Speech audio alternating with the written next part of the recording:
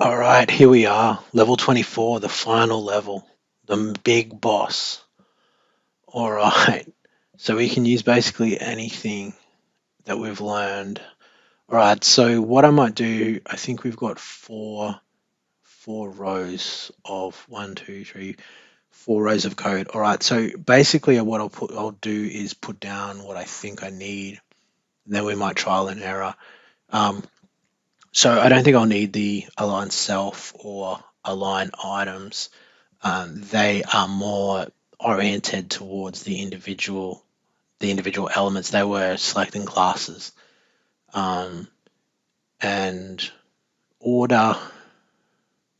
I don't think I'll need order.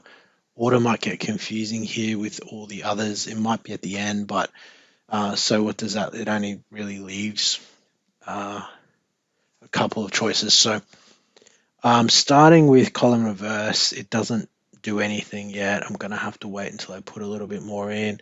Align content space between the spacing seems like it's possibly an issue here. Column reverse, because the red may need to be on the other side if we were to align it to a side. There we go. Column reverse. Probably not two column reverses though. Let's maybe change this one to wrap reverse. Okay. I need my fourth property as well. So let's have a look. Maybe I justify content.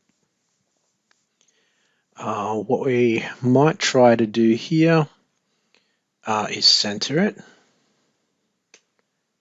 Now that hasn't done anything, but it's potentially because I've got this wrong again.